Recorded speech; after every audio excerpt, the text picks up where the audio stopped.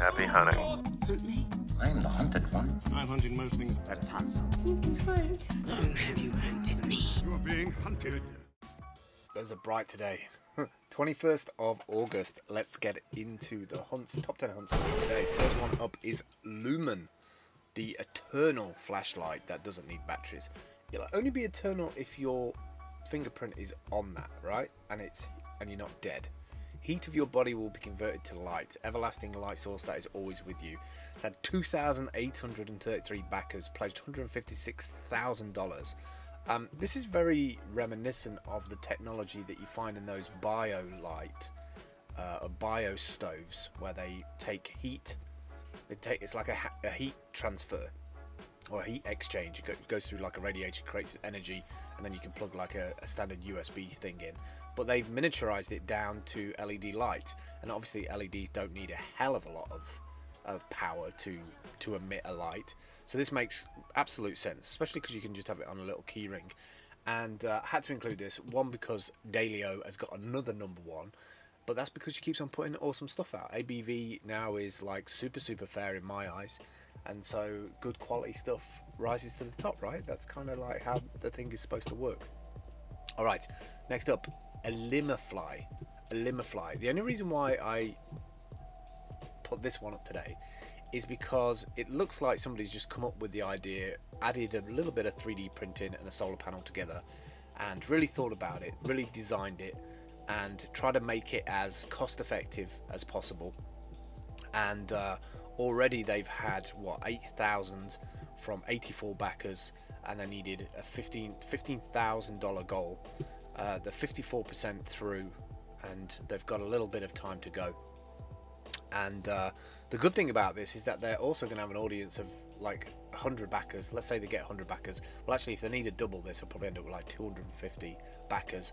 Those people they can talk to and upsell them other products. So you're basically creating an audience, a very targeted audience of people that want these style of products.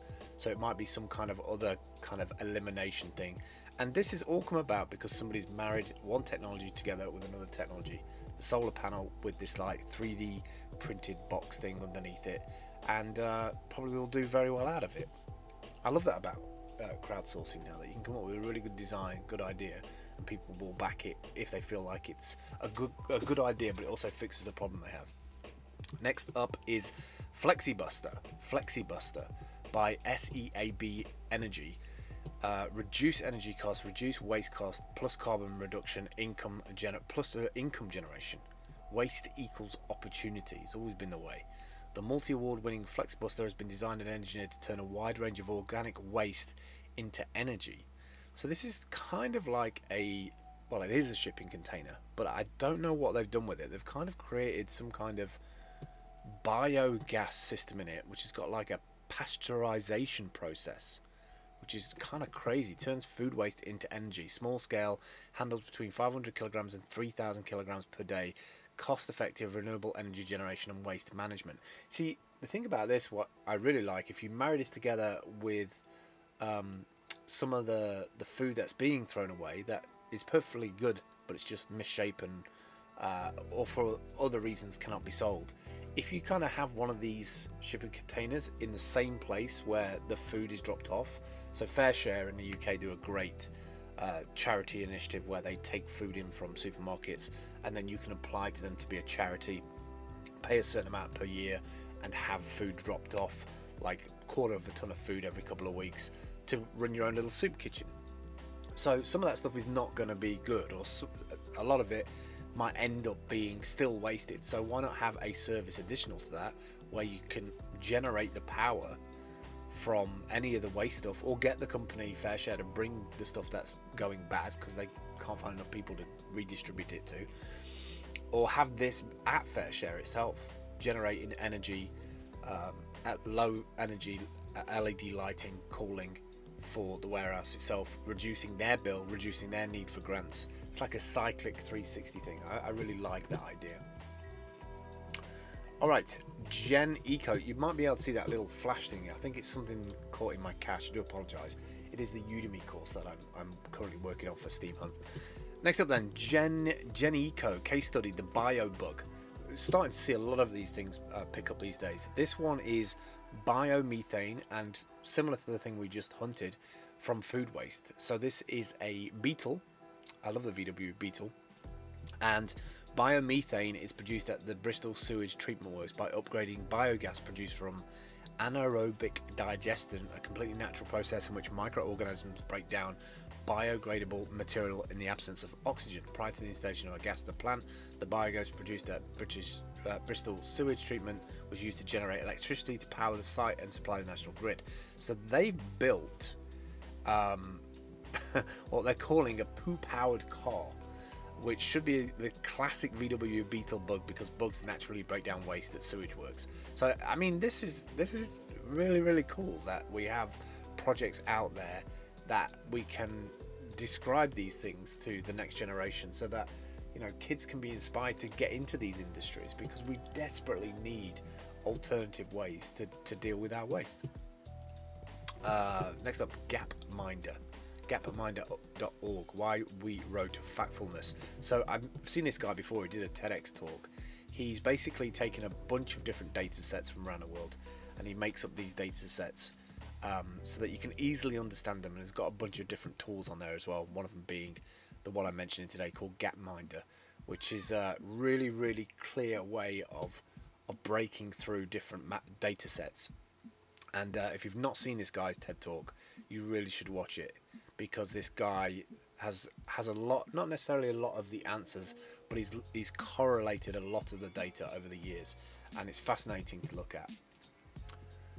Next up is deepnest.io, open source nesting software. DeepNest is an open source nesting application, great for laser cutters, plasma cutters, and other CNC machines. So what this does compared to a normal little app is it takes everything that you have, using AI, it takes everything that you have on the stage, and it kind of works out how to cost effectively take everything so it can be grouped together, and therefore use less of the surface, or less waste where you've got little bits all over the place.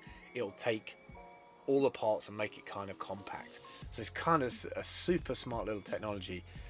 Import your file, mark the areas as your sheet, then hit start, and DeepNest will continue to search for better solutions until you hit stop. So it basically works out how to collate all of those things on the page. Like this one, it's fantastic. Look at how it's grouped together everything around the edge, and then you're left with a big square block in the middle that you can then use again. Genius. That's probably one of the best ways that AI can be used. Taking it from that, condensed down to that. Absolutely genius. Alright, next up is Cloudport by bitport.io. I need to log out of this because you won't be able to see the site if I'm logged in. So download files to a secure cloud. Access your files anywhere, anytime, no need to install a client. This is a beautiful site actually. I'd completely forgotten all about it. I hadn't looked into it for a long time, and if you're looking to host torrents, if you're looking to reduce especially your bills, maybe you've got like a hell of a lot of files that clients download via Amazon for instance, and your billing is getting kind of out of hand, take a look at Bitport, because you can host it as a torrent file. Last three today then, Sensile Medical, patch pump, small volume injector on body solutions for up to 3 mil. This kind of scares me a little bit. I mean, it's a cool little device, it's well designed, but what worries me about this is that if there's any IoT stuff bolted into this, that basically means that it's potentially hackable and it can be injected multiple times a day. I'm pretty sure it's mechanical, but I am a little bit worried about being strapped up with something that can inject me at any time. But it does look the part and it looks well designed. I'm just a little bit scared about where these things are heading towards. Last two things today then. Lesdoza.com. Lesdoza.com. Protect the forest from fire. So as we know, it's a global issue. We're starting to see a hell of a lot more forest fires, or at least we seem to be getting more information about it when they do happen. Massive fires in California. This looks like a system that this company has built. Company Discon develops and implements terrestrial remote surveillance systems designed to observe large forest areas. So a little bit like these towers that we used to have. I know in America a lot of them have been decommissioned now, but they've got these systems bolted on which kind of scan or geo-lock in as to where the fires are and report back. because obviously these things only really get notified about when they get into big, large-scale fires.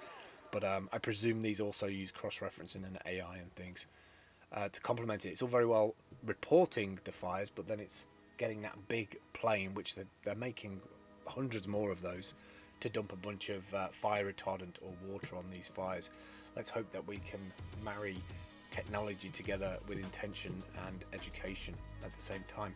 Talking about education, this company I bought some bulbs from actually about 3 years ago, probably longer than that, 4 or 5 years ago, and gave them as presents. And unfortunately, after about 6 months, the product failed. It just didn't work anymore, wouldn't charge, wouldn't come on anymore. The only reason why I'm putting these up again today is that they seem to have iterated and changed the design styling of the actual product. So who knows, it might have got better, they might have found a better manufacturer that might have got some more ISO standards in making them. But for the price, for 20 bucks, the Nacero Solar is a pretty damn little good light actually, if you want to put it into your RV or home. But bear in mind that I had one of these before and it did go wrong after 6 months. They did promise that if I sent it back they would send another one, which I didn't because I was super apathetic about doing it.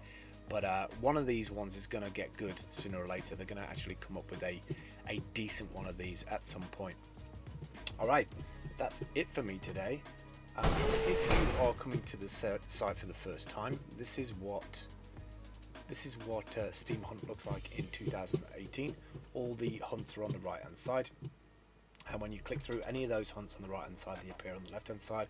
Hitting the white button then takes you through to the website. If you want to add your own, you just go up to the plus button next to your profile, top right hand corner, put in your title, put in the description, upload an image, put 1,000 characters of body text, put a bunch of little tags that are relevant towards that post, and then just click on submit. That then goes and posts it onto the Steam blockchain, but then it also puts it into the top 100-ish of hunts for that day on the website.